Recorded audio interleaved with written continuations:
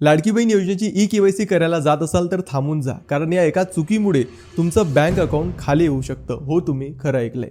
आता लाडकी बहीण योजनेची ई-के-वाय-सी करणं सर्व लाडक्या बहिणींना बंधनकारक केलं गेलं आहे.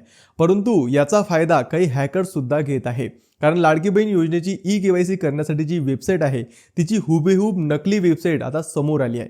आणि या वेबसाईटवर जेव्हा तुम्ही तुमचा आधार क्रमांक टाकता किंवा OTP टाकतात, तेव्हा हॅकर तुमची संपूर्ण माहिती हॅक करून टाकतो आणि यामुळे तुमचा पर्सनल डेटा, तुमचं बँक अकाउंट सुद्धा हॅक होऊ शकतं. आता तुम्ही म्हणाल की गव्हर्नमेंटची वेबसाईट कशी ओळखायची? तर तुम्ही 0 मिनिटात गव्हर्नमेंटची वेबसाईट ओळखू शकता.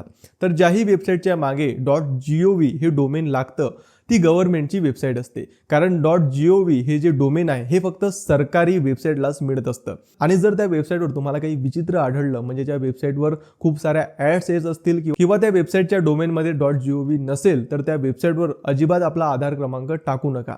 आणि तुम्हाला जर लाडकी बहीण योजनेची ऑफिशियल वेबसाईट हवी असेल तर आपल्या बायोमधील लिंकवर क्लिक करून आपल्या ब्रॉडकास्ट चॅनलमध्ये आता सामील व्हा. कारण इथं मी लाडकी बहीण योजनेची ऑफिशियल वेबसाईट दिलेली आहे आणि जास्तीत जास्त लाडक्या बहिणींपर्यंत ही महत्त्वाची माहिती आता शेअर करायला विसरू नका.